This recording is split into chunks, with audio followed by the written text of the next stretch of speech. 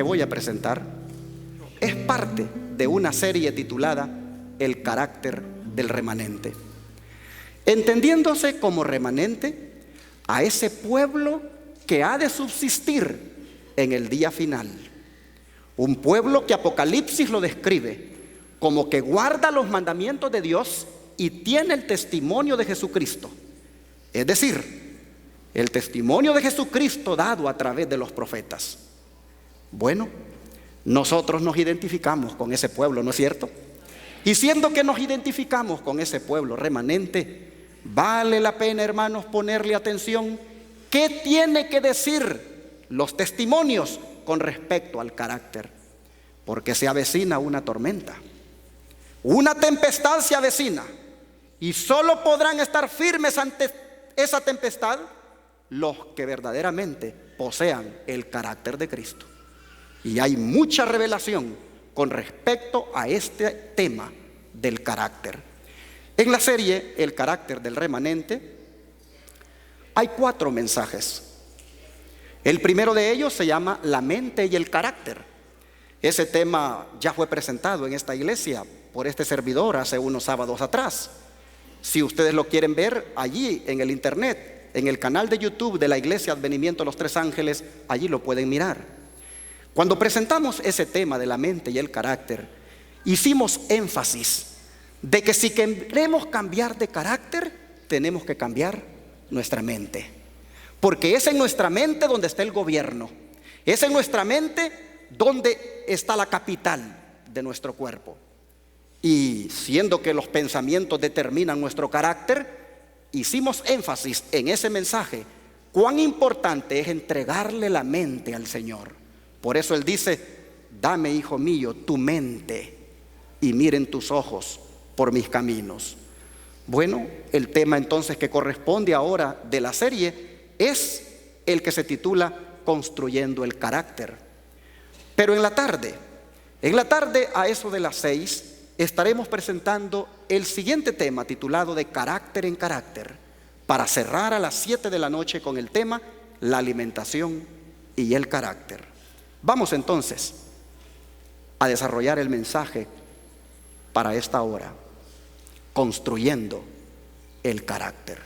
Les invito a leer la Biblia en 1 Corintios capítulo 3 y versículo 9. 1 Corintios capítulo 3 y versículo 9.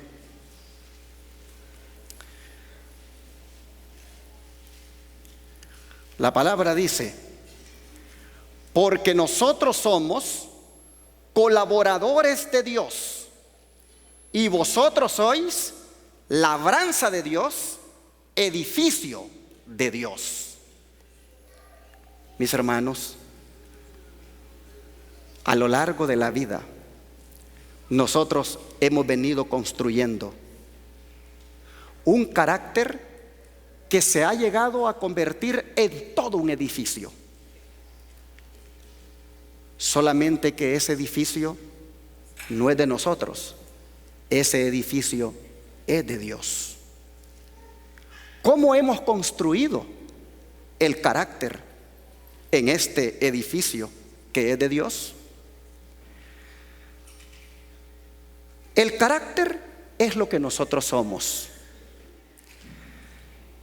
Desde las elecciones que hacemos en cuanto a lo que vamos a comer, pasando por las elecciones que hacemos con quién nos vamos a casar, haciendo decisiones en cuanto a cuándo callar y cuándo hablar, decidir qué hacer o dejar de hacer. Todas esas cosas han venido haciendo de nosotros un carácter. A esta altura deberíamos preguntarnos: ¿estamos satisfechos con el carácter que tenemos? ¿Realmente este carácter que tenemos está reflejando el carácter de Dios? ¿Será que con este carácter que nosotros tenemos podemos hacer frente a la tempestad que se avecina? Cristo dijo que eran insensatos los que construían sobre la arena, pero que eran muy sabios y sensatos los que construyen sobre la roca. El carácter que usted ha desarrollado hasta ahora, ¿sobre qué lo ha construido? Lo ha construido sobre la roca, de manera que puede ayudarle para enfrentar la tormenta que se avecina. La palabra dice que nosotros somos edificio de Dios. Por lo menos aquí creo que hay como unos 300 edificios en esta hora. Hay toda una ciudad aquí. Pero cada edificio aquí, ¿cómo está construido? La mensajera del Señor, Ellen White, agarrando esta figura del edificio de Dios, vea lo que dice. Esta figura, dice ella, del edificio de Dios, representa ¿qué cosa? El carácter humano, que ha de labrarse punto por punto. A diario Dios trabaja sobre su edificio, golpe tras golpe, perfeccionando la estructura para que se convierta en un templo sagrado. Interesante que Dios trabaja sobre su edificio. El edificio que usted posee, que es usted mismo, y que usted ha estado construyendo sobre él, ¿usted era consciente al construir sobre él que estaba construyendo sobre un edificio que no era el suyo, sino que es de Dios?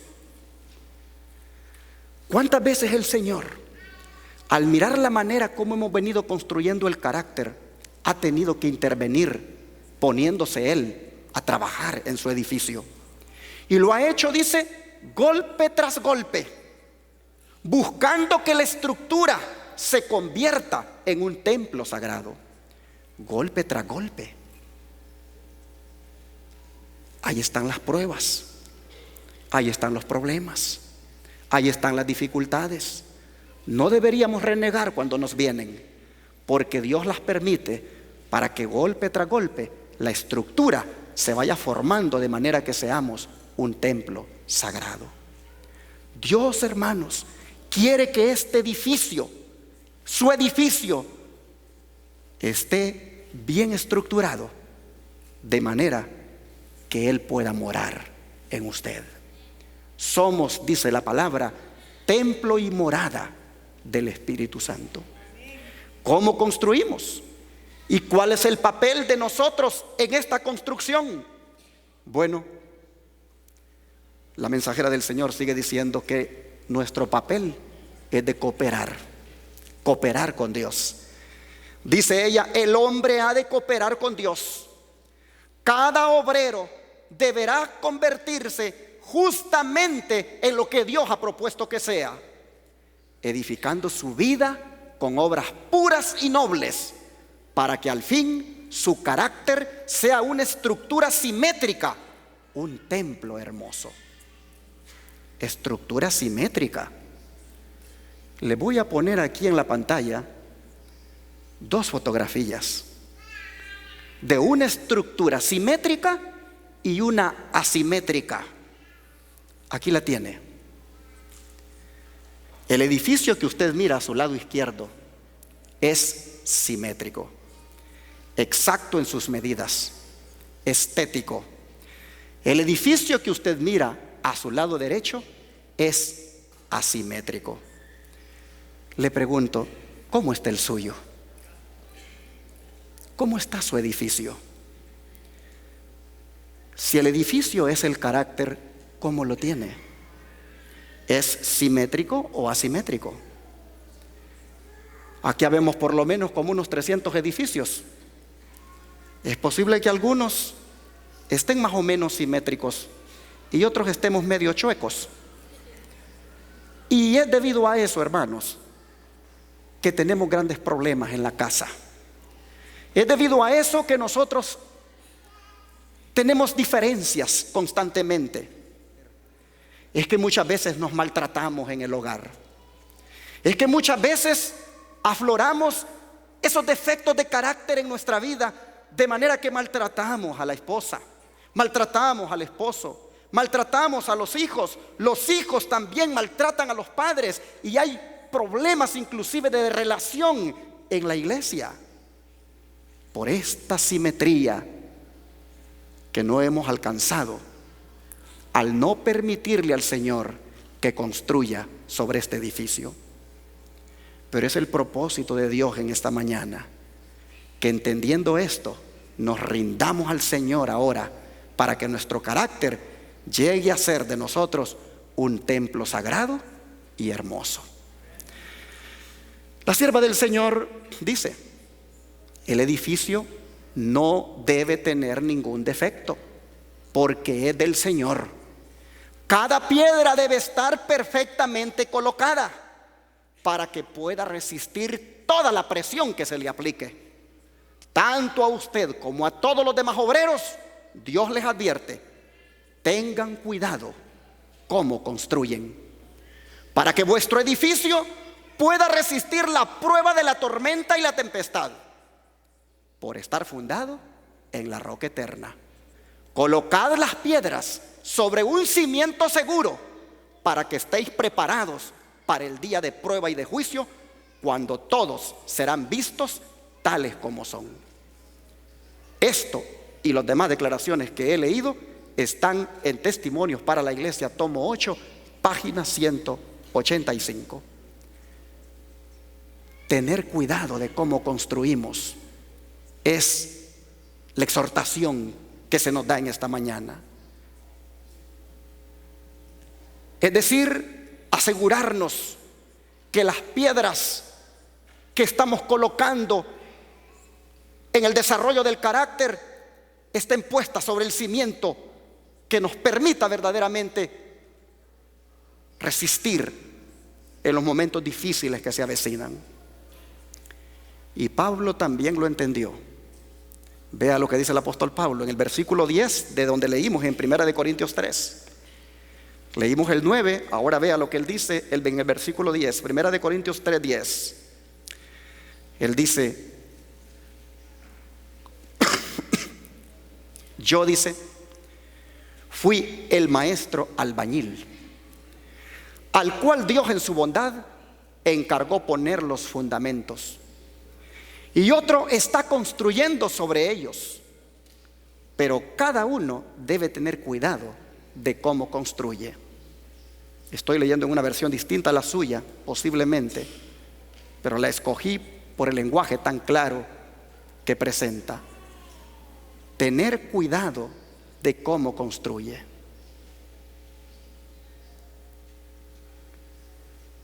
No me gusta poner ejemplos personales, pero quiero decirles algo que me pasó anoche.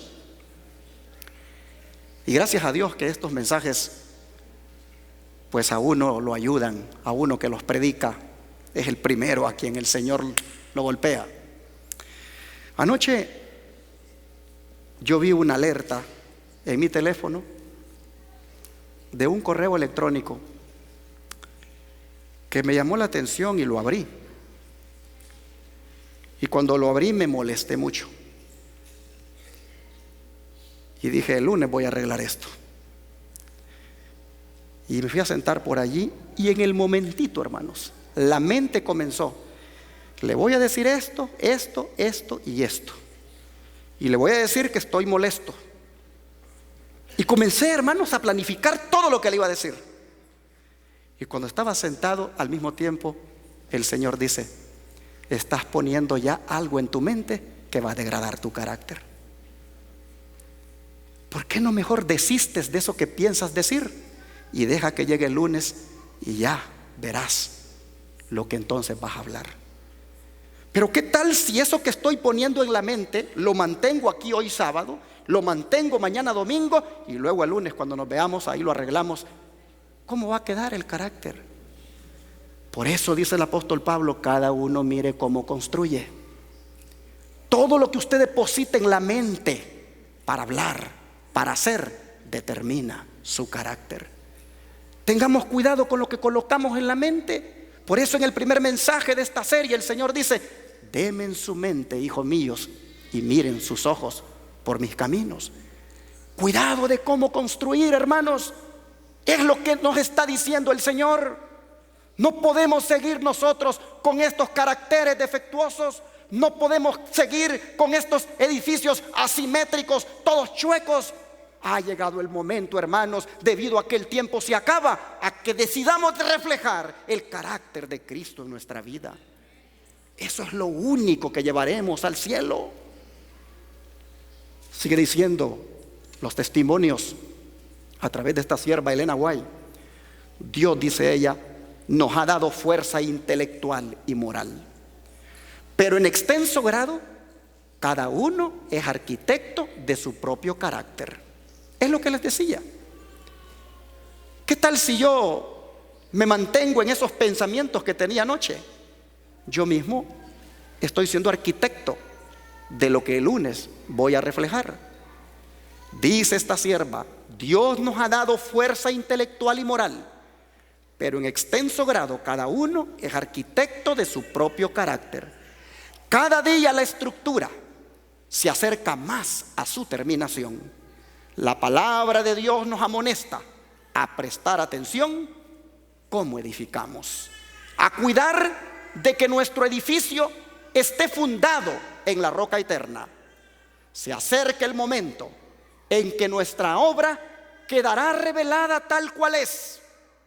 Ahora es el momento en que todos han de cultivar las facultades que Dios les ha dado y formar un carácter que los haga útiles aquí y alcanzar la vida superior más allá. Palabra de Jehová, hermanos. Consejo para los maestros, página 213.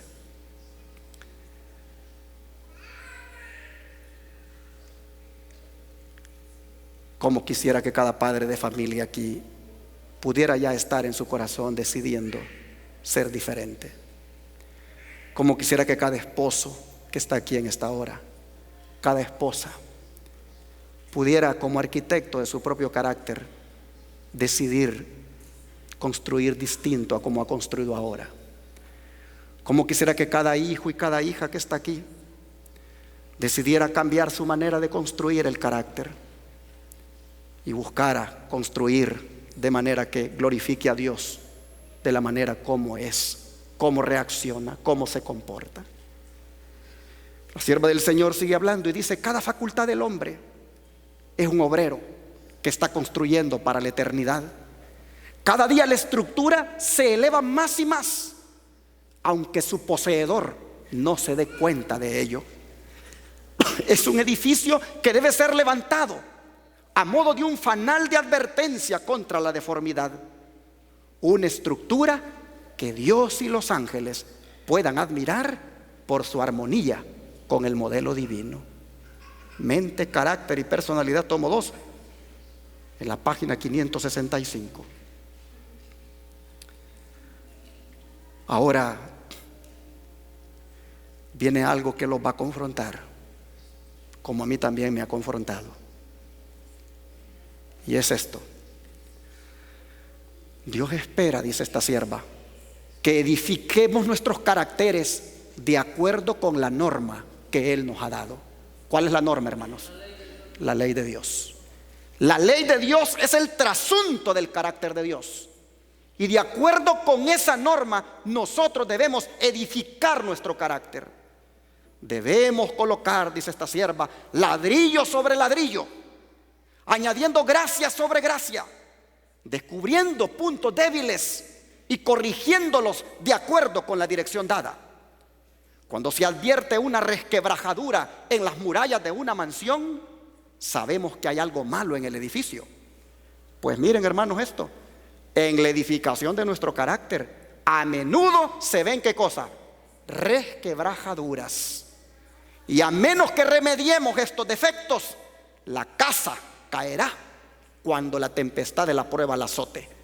Así fue escrito en la revista Instructor de los Jóvenes del 25 de octubre de 1900, y en Conducción del Niño también está en la página 151. Hay resquebrajaduras en nuestro carácter. Hay grietas. Sería bueno que en estos momentos cada uno empezara a mirar cómo está su edificio, cuáles son las grietas que tiene, cuáles son sus resquebrajaduras. Porque si no son reparadas, hermanos, su casa va a caer, su edificio se va a derrumbar. Usted no podrá sostenerse en la prueba final. Y yo en esta hora sé que hay muchas resquebrajaduras que posiblemente cada uno está descubriendo e identificando ya. Pero quiero por lo menos referirme a 5 resquebrajaduras que se ve que brota por los poros de todos. Y son estas: el egoísmo, la avaricia, la injusticia, el fraude y la deshonestidad. Resquebrajaduras de nuestro edificio. Vayamos viendo cada una de ellas a la luz de los escritos de la Biblia y del espíritu de profecía. Veamos la primera resquebrajadura: el egoísmo. ¿Qué dice la Biblia en Filipenses 2, versículo 3 y 4, hermanos? Filipenses capítulo 2, versículo 3 y 4. Nosotros encontramos aquí esta palabra que dice: no hagan nada por egoísmo o vanidad, más bien con humildad consideren a los demás como superiores a ustedes mismos. Cada uno debe velar no solo por sus propios intereses, sino también por los intereses de los demás. Egoísmo.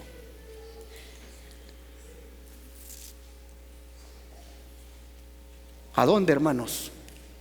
¿A dónde aprendemos nosotros el egoísmo? El egoísmo lo aprendemos en nuestro hogar. Es allí donde se comienza a ver el egoísmo.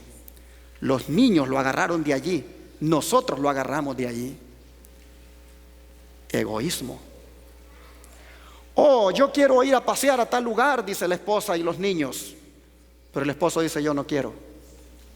Y al final, como él no quiere, no fueron. Egoísta el esposo. No le importa lo que su esposa y sus hijos piensan. Oh, dice el esposo: a mí me gustaría que fuéramos a tal parte. Y los hijos dicen: nosotros no queremos ir. Y entonces comienza el conflicto. Porque al final, cada quien quiere imponer su egoísmo. Cada quien quiere imponer su yo. ¿Podríamos nosotros como familias estar listos para ser trasladados al cielo de esa manera? Egoísmo. Siempre buscando nuestros propios intereses y no nos importan los intereses de los demás. Es por el egoísmo inclusive que la obra de Dios no tiene los recursos que se necesitan para predicar este mensaje.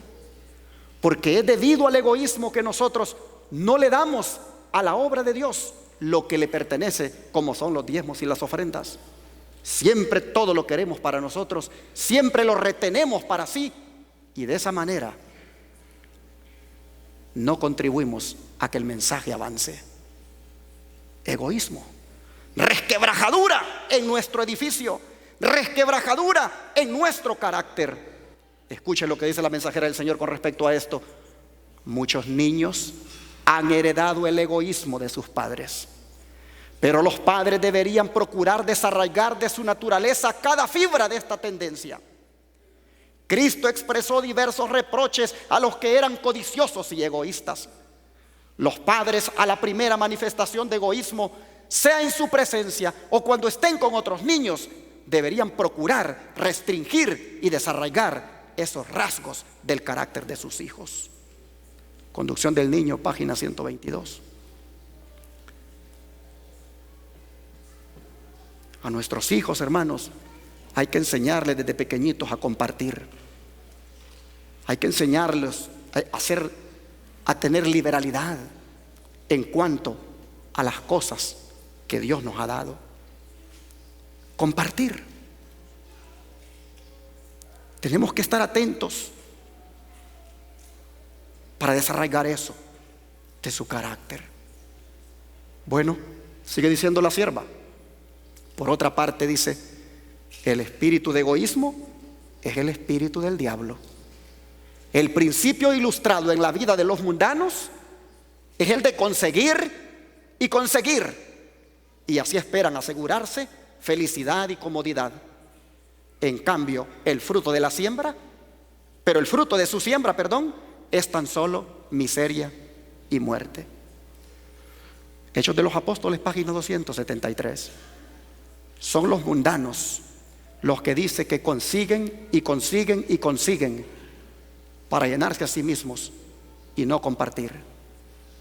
Pero nosotros no somos mundanos, nosotros somos cristianos. Bueno, primera resquebrajadura del edificio. Vamos a la siguiente. Esta resquebrajadura llamada avaricia. Vamos a la Biblia en Hebreos capítulo 13, verso 5. ¿Qué tiene que decir al respecto? Hebreos capítulo 13, verso 5. Y aquí encontramos la palabra que dice: sean vuestras costumbres sin avaricia, contentos con lo que tenéis ahora, porque Él dijo: no te desampararé ni te dejaré. ¿Decimos amén, hermanos? ¿Qué es la avaricia? Ese deseo desmedido de querer obtener y obtener y obtener, tanto que no hay tiempo para orar, no hay tiempo para estudiar la palabra, no hay tiempo para venir a la iglesia, porque la avaricia nos lleva a querer conseguir y conseguir y conseguir, con aquello de que ahorita que hay trabajo aprovechemos, y se nos olvida la promesa que dice: no te dejaré ni te desampararé. Si creyéramos en esa promesa, después que hemos hecho el trabajo, deberíamos parar e irnos a la iglesia. Deberíamos, antes de irnos, escudriñar las escrituras, buscar tener comunión con el Señor, porque la promesa es que Él no nos va a dejar y no nos va a desamparar. La sierva del Señor, en cuanto a esto, vea lo que dice: los hombres nunca serán probados por tentaciones tan poderosas como las que asaltaron a Cristo. Y sin embargo, Satanás consigue éxito al asediarlos. Todo este dinero, esta ganancia, estas tierras, este poder, estos honores y riquezas te daré. ¿A cambio de qué? Pocas veces se establece la condición con tanta claridad como ocurrió con el caso de Cristo, cuando le dijo: si postrado me adorares. Él ahora se conforma, el diablo se conforma con que se abandone la integridad y se adormezca la conciencia. Por medio de la dedicación a los intereses mundanales, él recibe toda la honra que pide. La puerta es dejada abierta para que él entre cuando le plazca. Con su estela de impaciencia, amor al yo, orgullo, avaricia y falta de honradez, el hombre es encantado y atraído traicioneramente a la ruina. Consejo sobre mayordomía cristiana, página 222. Hay que tener cuidado, hermanos, porque la avaricia está haciendo daño a los hogares. El padre de familia no tiene tiempo para los hijos, no tiene tiempo para la esposa. Él se la vive trabajando, trabajando y trabajando, adquiriendo y adquiriendo y adquiriendo, y no sabe que los edificios que tiene en su casa se van desmoronando y se van volviendo asimétricos, es decir, no perfectos ni cabales en sus medidas, debido a que hace falta allí un padre. Bueno, sigue diciendo esta sierva con respecto a la avaricia. Algo que nosotros, creo que si somos honestos, estamos haciendo. Y es que nosotros estos pecados como el egoísmo y la avaricia, nosotros los vemos quizás no como pecados, nosotros los vemos como algo trivial. Para nosotros pecado es andar de borracho, de adúltero, de ladrón, de drogadicto, pero estas cosas las pasamos por alto. Pues mire lo que a esta sierva le fue revelado: por trivial que parezca a los ojos de los hombres este o aquel otro mal, ningún pecado es pequeño a la vista de Dios. Los pecados que el hombre está dispuesto a considerar como pequeños pueden ser los que Dios tiene por grandes crímenes. Se desprecia al borracho, se le dice que su pecado lo va a excluir del cielo, mientras que el orgullo, el egoísmo y la codicia no reciben reprensión. Pero estos pecados ofenden particularmente a Dios. Está escrito que Él resiste a los soberbios, y Pablo dice que la avaricia es idolatría. Los que conocen las denuncias pronunciadas en la palabra de Dios contra la idolatría verán enseguida cuán grave ofensa es este pecado. Consejos para la Iglesia, página 470. Es pecado el egoísmo, es pecado la avaricia, y son resquebrajaduras del edificio que usted tiene. Estamos ahora construyendo el carácter, pero para construir el carácter necesariamente tenemos, hermanos, que vernos a nosotros mismos cómo estamos. Sé que tal vez no es un sermón muy agradable, sé que tal vez no agrade escuchar esto, sé que posiblemente quisiéramos un tema de profecía, algo que impacte, algo que impresione, pero esto es para tu vida, mi hermano. Esto es lo que verdaderamente tú necesitas de cara a ir al cielo. Vamos a hablar de la otra resquebrajadura, la injusticia. Y vamos a Sofonías, capítulo 3, verso 13, para ver qué dice en cuanto a la injusticia. Sofonías, capítulo 3, verso 13. En Sofonías,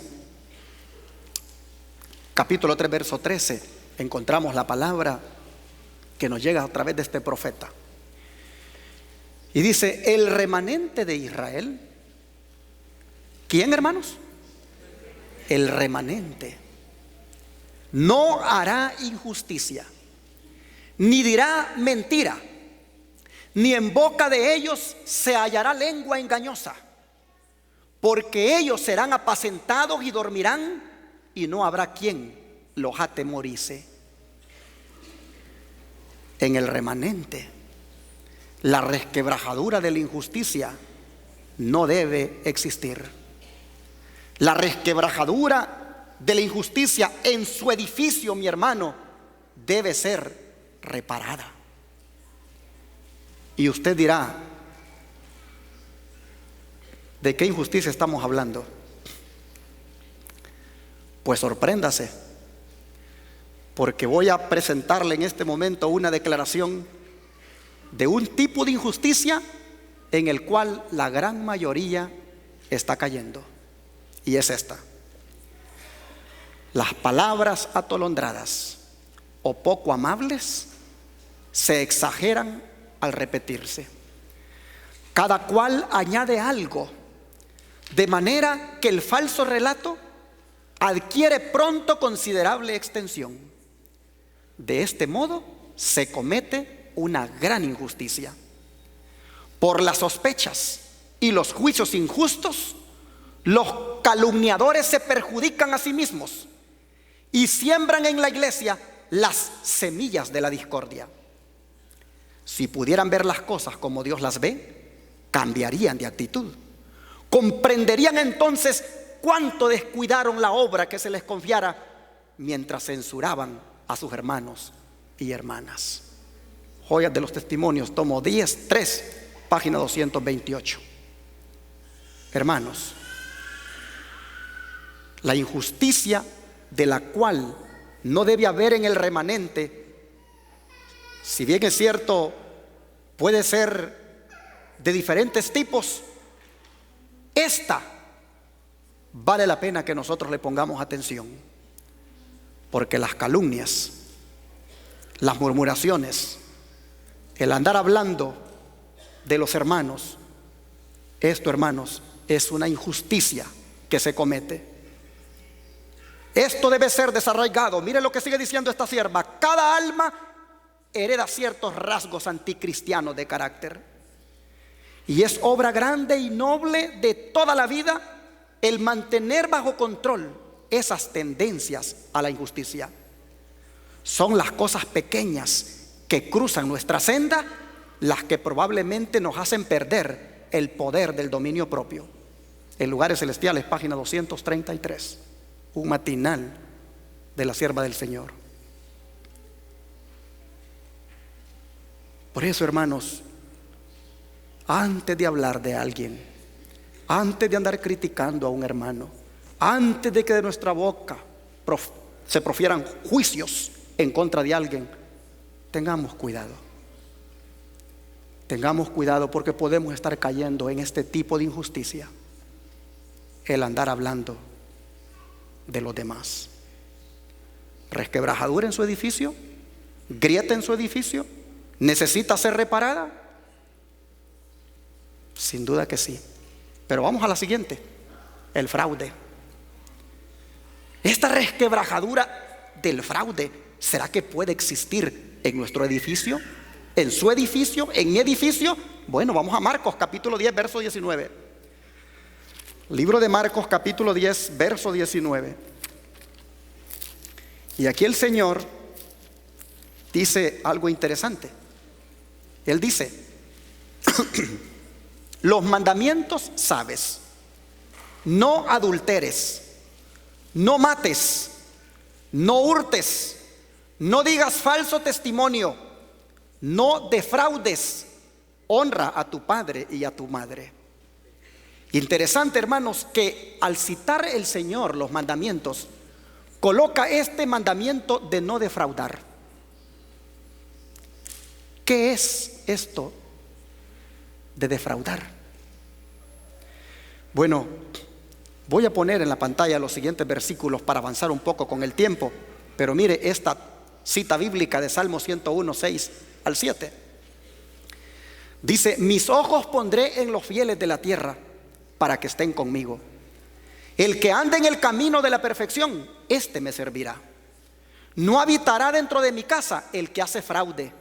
El que habla mentiras no se afirmará delante de mis ojos.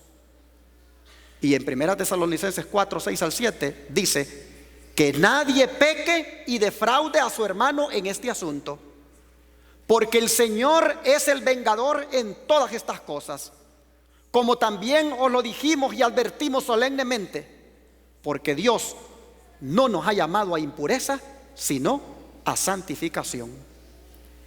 Defraudar al hermano.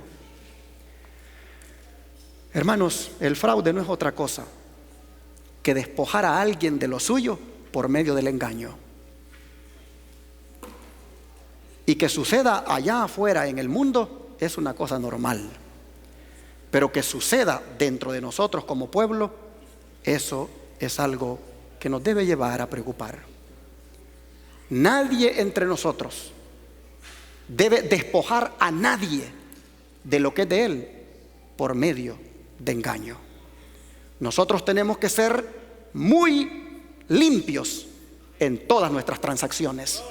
Donde quiera que estemos, en todo negocio y en toda cosa que hagamos con nuestro prójimo, tenemos que ser personas intachables. Es interesante esta cita que el apóstol Pablo dice: que nadie peque y defraude a su hermano en este asunto. Pero si ustedes ven esa cita en su contexto, ustedes van a ver que Pablo está hablando de tener a su esposa en santidad. De manera que cuando él dice que nadie peque y defraude a su hermano en este asunto, lo que está diciendo es que nadie le quite la mujer a su hermano. Y esto también se aplica a las mujeres: que nadie le quite su marido a su hermana. Quitarle la mujer a su hermano, quitarle el marido a su hermana, es parte del fraude, es parte del engaño. Le está despojando de lo que le pertenece y lo está engañando. ¿Resquebrajadura? ¿Habrá en esta hora, aquí en estos edificios, algún hombre que anda defraudando a su esposa? ¿Habrá aquí en estos edificios alguna mujer que tiene la resquebrajadura, que anda defraudando a su esposo, que lo anda engañando, que la anda engañando?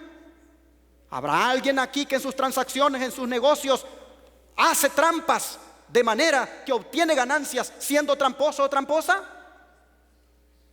Resquebrajaduras en el edificio.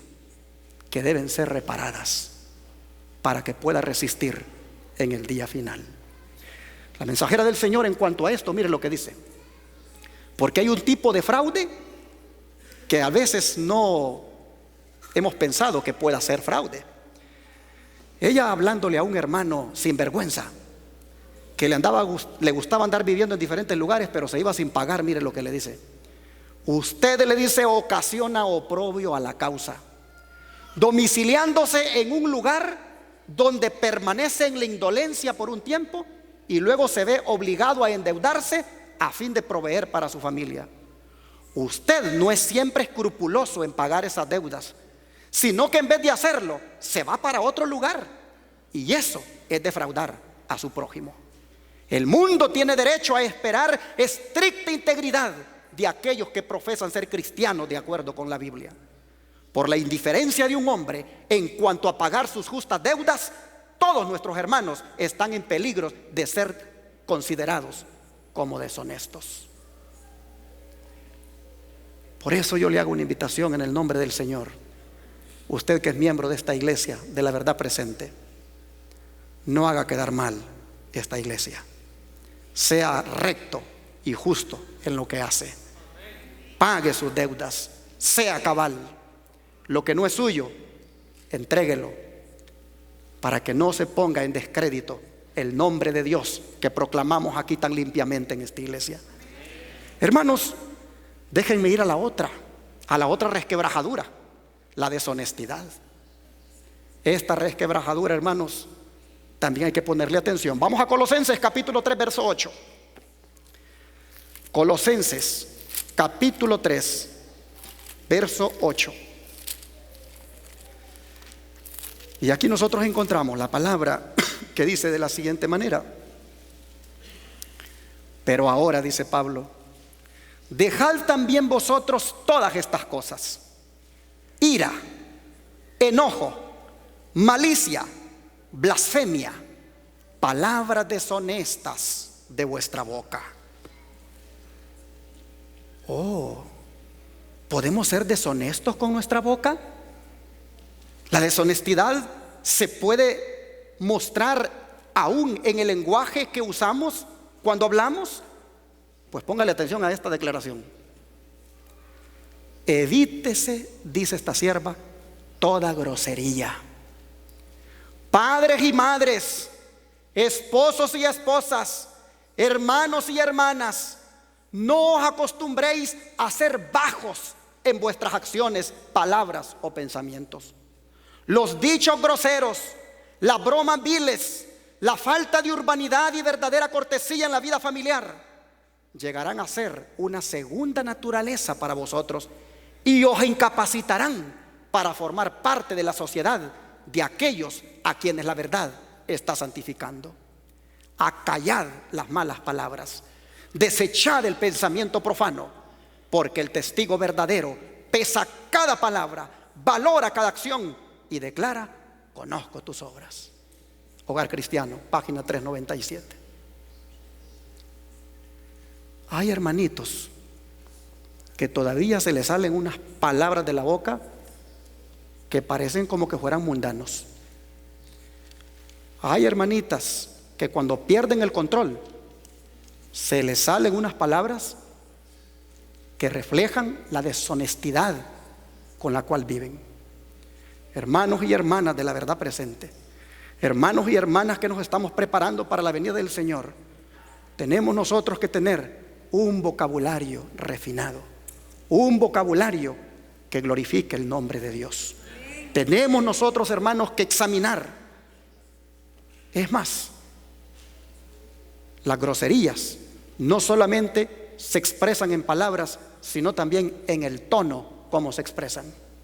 Muy educadamente, pero gritado, daña los sentimientos de un hijo, daña los sentimientos de una esposa o de un esposo.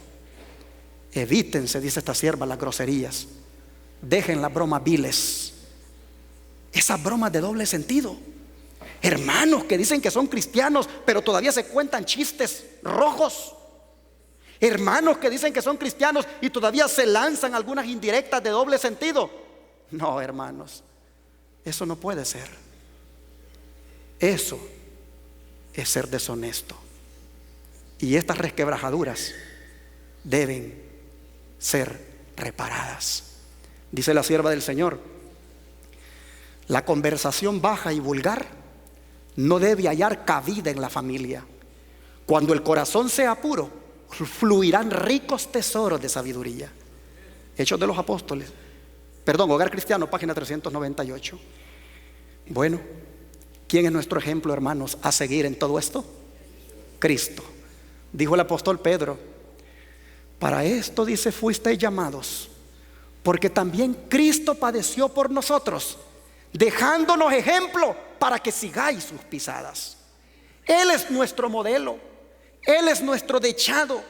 A Él miremos en Él su humildad, miremos en Él que es un edificio completo, exacto, un edificio simétrico, un edificio que no le falta nada, sus medidas están iguales. Él es nuestro ejemplo. Sigamos sus pisadas. Dice la sierva de Dios: si nos hemos convertido en discípulos de Cristo, aprenderemos de Él cada día. Aprenderemos cómo vencer algún rasgo de carácter detestable. Cada día copiaremos su ejemplo y nos acercaremos un poco más al modelo. Si alguna vez hemos de heredar esas mansiones que Él ha ido a prepararnos aquí, debemos estar formando caracteres tales como los de los moradores de allá. Los requisitos de Dios son hechos con sabiduría y bondad. Al obedecerlos, la mente se expande y mejora el carácter. A fin de conocerle, página 122. Obedezcamos los principios, mis hermanos. Obedezcamos los requisitos de Dios y nuestra mente se va a expandir y el carácter se va a mejorar. Yo voy a terminar ya este mensaje con unas palabras de esperanza, porque posiblemente hasta este momento todos estamos decepcionados del carácter que tenemos. Posiblemente a esta hora todos vemos nuestros edificios todos chuecos. Posiblemente a esta hora todos reconocemos que estamos mal. Pero ¿será que hay esperanza para nosotros? Mire lo que dice la sierva del Señor. Hay personas, dice, que han conocido el amor perdonador de Cristo y desean realmente ser hijos de Dios, pero reconocen que su carácter es imperfecto y su vida defectuosa, y propenden a dudar de si sus corazones han sido regenerados por el Espíritu Santo. A los tales quiero decirles que no cedan a la desesperación. A menudo tenemos que postrarnos y llorar a los pies de Jesús por causa de nuestras culpas y equivocaciones, pero no debemos desanimarnos. Aun si somos vencidos por el enemigo, no somos desechados ni abandonados por Dios. No, Cristo está a la diestra de Dios e intercede por nosotros. Camino a Cristo, página 64. ¿Hay esperanza, hermanos? Sí la hay. Sí la hay. Por eso en esta hora aceptemos la invitación del Señor. La invitación del Señor, hermanos, es la que está en Juan 15, versos 4 y 5. Y les invito a que abran las Escrituras nuevamente. Esta es la invitación que debe usted llevarse ahora para que pueda verdaderamente tener un carácter simétrico. Y es Juan 15, versículos 4 y 5. Jesucristo dice: permaneced en mí y yo en vosotros. Como el pámpano no puede llevar fruto por sí mismo si no permanece en la vid, así tampoco vosotros si no permanecéis en mí. Yo soy la vid, vosotros los pámpanos. El que permanece en mí y yo en él, éste lleva mucho fruto, porque separados de mí nada podéis hacer. ¿Queremos permanecer en Cristo, hermanos? Ahí está la clave. Ahí está la clave, hermanos, para tener un carácter semejante al de Él. Y entonces se cumplirán estas palabras que ustedes tal vez habrán estado escuchando en la radio. Palabras que fueron escritas en Palabras de Vida del Gran Maestro, página 47, por esta sierva Elena White. Ella dice: Cristo espera con un deseo anhelante la manifestación de sí mismo en su iglesia. Cuando el carácter de Cristo sea perfectamente reproducido en su pueblo, entonces vendrá Él para reclamarlos como suyos. ¿Cuántos quisieran en esta hora que Cristo Jesús reproduzca su carácter en ustedes? Entonces estarán listos para que Él los reclame como de Él y se los lleve a vivir con Él por toda la eternidad. Cristo está más que dispuesto a cambiar nuestro carácter. Venid a mí, dice Él. Hermano, hermana, no sigas construyendo tú solo. Ese edificio que tú tienes es de Dios y ese edificio tiene que estar perfecto. Pero si tú te sometes a la voluntad de Dios, con Él lograrás tener un carácter semejante al de Él. Que Dios nos bendiga y que esta meditación de ahora nos lleve a comprometernos a imitar al modelo. Que Dios me lo bendiga. Vamos a arrodillarnos. Amado Padre Celestial, queremos que cuando vengas a recoger lo que es tuyo, queremos, Padre, que ese día, cuando coseches la siega, nos lleves a nosotros como trigo para tu granero. Queremos, Padre, que ese día, cuando vengas a recoger a los que ya han permitido que se reproduzca tu carácter en ellos, nosotros seamos de esos privilegiados. Esta mañana, Señor, hemos dedicado tiempo para meditar en la construcción del carácter que hemos hecho hasta ahora. Y con sinceridad reconocemos que hemos construido mal. Con sinceridad, Padre, admitimos que nuestros caracteres no son el tuyo. Y conscientes, Padre, de esta grande o de este grande mal, es que ahora te pedimos perdón y te rogamos que vengas a nuestras vidas y completamente, Señor, nos transformes. Padre, pon tu carácter en nosotros. Ayúdanos a reflejarte. Ayúdanos, Señor, a que otros te miren a ti en nosotros. Padre, perdona todas nuestras resquebrajaduras. Perdona por no tener un edificio simétrico. Pero Dios, en esta hora nos aferramos de tu brazo, porque sabemos que en el santuario ahí estás tú como nuestro intercesor y estás para presentar nuestras peticiones. Presenta esta, Señor, esta donde reconocemos nuestro pecado, esta donde pedimos perdón, pero donde al mismo tiempo rogamos: límpianos, purifícanos y haznos santos. Pon tu espíritu en nosotros, transforma nuestro carácter. Ayúdanos a reflejarlo en la casa, en el trabajo, en la iglesia y en todas partes. Gracias por tu palabra y gracias por invitarnos a alcanzar una norma más elevada. Gracias, Padre, en el nombre de Jesús.